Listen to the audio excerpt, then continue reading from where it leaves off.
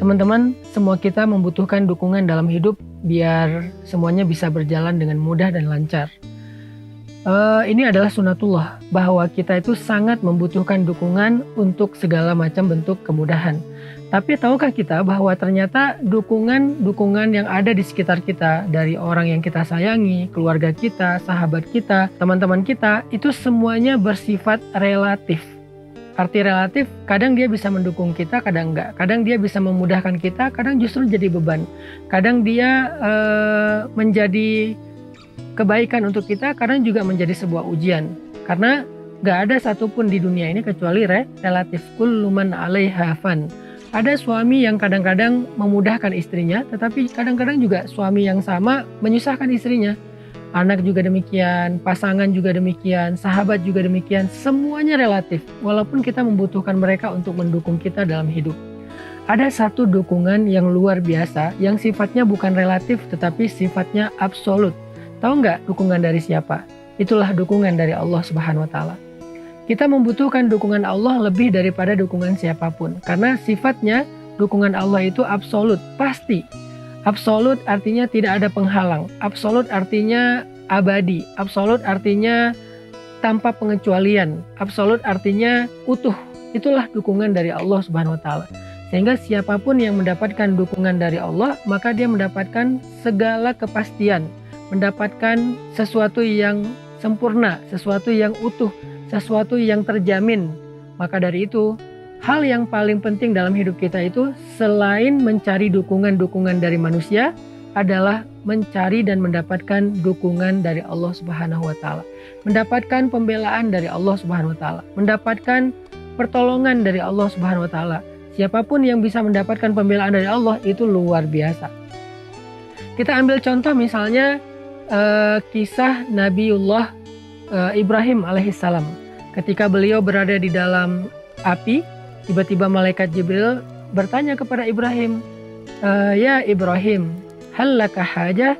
Apakah kamu punya masalah? Apakah kamu membutuhkan pertolongan?" Maka Nabi Ibrahim menjawab, "Amma ilaika fala." Kepada engkau, tidak, saya tidak membutuhkan pertolongan apa-apa. Kemudian Nabi Ibrahim mengatakan, "Hasbiyallah wa ni'mal wakil."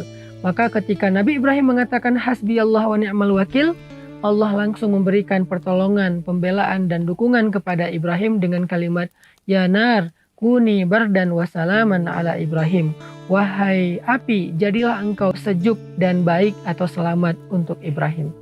Ini adalah bukti bahwa mendapatkan dukungan dari Allah itu sesuatu yang sangat absolut dan sempurna. Begitu juga ketika kita membaca kisah Nabi Musa alaihissalam. Nabi Musa itu ketika beliau mentok, tidak mendapatkan jalan keluar, beliau lari dari Firaun tetapi mentok dengan lautan, di belakangnya ada Firaun dengan bala tentaranya.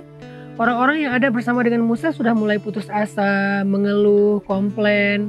Nabi Musa dengan yakin mengatakan, "Kalla bal ma'iya rabbi sayahdin." Sungguh bersamaku ada Tuhanku yang akan memberikan jalan keluar. Nabi Musa yakin dengan itu, sehingga kemudian Allah memerintahkan kepada Nabi Musa untuk menghentakkan tongkatnya, lalu terbelahlah Laut Merah dan memberikan jalan untuk Nabi Musa bersama pengikutnya sehingga selamat dari kejahatan Firaun serta bala tentaranya. Ini adalah bentuk pertolongan, pembelaan dan dukungan dari Allah Subhanahu wa Ta'ala. Kita juga membaca kisah itu di dalam kisah Nabi Muhammad SAW. Misalnya kisah Sayyidah Hafsah, istri Nabi yang pernah diceraikan sama Nabi. Ketika Nabi menceraikannya, membawa pulang Hafsah ke rumah orang tuanya, ke rumah Umar bin Khattab, maka Hafsah menjadi sangat sedih. Dia tidak ingin kehilangan Rasulullah, dia tidak ingin berpisah dengan Rasulullah, karena menjadi istri Nabi itu artinya jaminan masuk surga.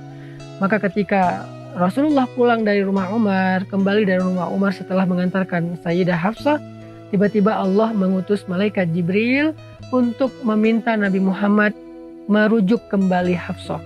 Kata malaikat Jibril, "Ya Rasulullah, rujuklah Hafsah, rujuklah Hafsah." Artinya di sini ketika terjadi masalah antara seorang istri dengan suami, Allah memberikan pembelaan kepada mereka. Ketika terjadi masalah antara Hafsah dengan Rasulullah, Allah membela Hafsah dengan cara meminta Rasulullah merujuk Hafsah. Ini luar biasa. Gimana caranya kita bisa mendapatkan pembelaan Allah seperti yang didapatkan Sayyidah Hafsah ketika kita punya masalah dengan seseorang? Gimana cara kita mendapatkan pembelaan Allah seperti yang didapatkan Sayyidah Aisyah ketika kita difitnah, dibully di sosial media? Gimana caranya kita mendapatkan pembelaan Allah seperti yang didapatkan oleh Sayyidah Maryam ketika kita difitnah? Bagaimana cara kita mendapatkan pertolongan dan pembelaan Allah sehingga dikasih jalan keluar ketika hidup kita mentok seperti yang didapatkan Nabi Musa? Bagaimana cara kita mendapatkan pertolongan dan pembelaan Allah ketika kita dalam sebuah ancaman yang luar biasa seperti yang didapatkan Nabiullah Ibrahim alaihissalam? Semua ini adalah hal yang mutlak kita butuhkan dalam kehidupan kita, teman-teman. Nah, untuk itu saya pengen ngajak teman-teman belajar gimana cara dapetin dukungan Allah. Gimana cara dapetin pembelaan Allah? Gimana cara dapetin pertolongan dari Allah dalam setiap kebutuhan hidup kita? Mulai dari masalah yang paling kecil sampai masalah yang paling besar. Tahu nggak gimana cara dapetin pembelaan, dukungan, dan pertolongan Allah? Caranya sederhana, libatin Allah dalam segala urusan kita. Libatin Allah dalam masalah keluarga kita. Libatin Allah dalam masalah pekerjaan kita.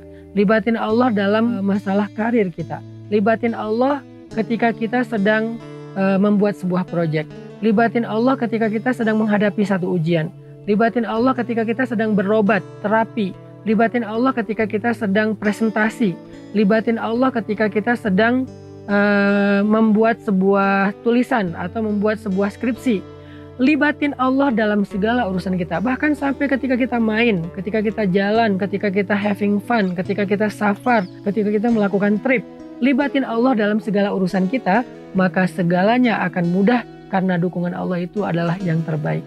Allah menceritakan kisah dakwah Nabi yang sangat banyak ujiannya, diperangi, dimusuhi, dihalang-halangi, disakiti, difitnah, dan berbagai macam musibah dan ujian lainnya, sehingga Nabi sangat membutuhkan dukungan dari orang-orang yang ada di sekitar beliau, dari circle terdekat beliau. Butuh dukungan dari keluarga, butuh dukungan dari sahabat, sehingga Nabi meminta para sahabat untuk membela beliau, mendukung beliau, membantu beliau dalam dakwah, karena dakwah ini harus dikerjakan bersama-sama.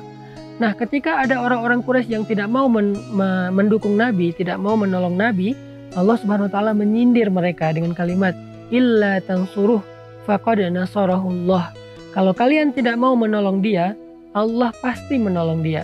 Sebagaimana idz akhrajahul ladzina kafaru tsaniyasnain idz huma fil ghar idz yaqulu li sahibihi la tahzan innallaha ma'ana. Ketika orang-orang kafir mengusir mereka dari kampung halamannya, lalu mereka bersembunyi di dalam gua, maka dia berkata kepada sahabatnya yaitu Abu Bakar, la tahzan, jangan khawatir Abu Bakar, innallaha ma'ana, Allah bersama dengan kita. Ini adalah sebuah contoh adegan bagaimana Rasulullah SAW melibatkan Allah dalam perjalanan hijrahnya, melibatkan Allah dalam urusan dakwahnya, sehingga ketika manusia tidak mampu mendukung beliau, Allah pasti mendukung beliau.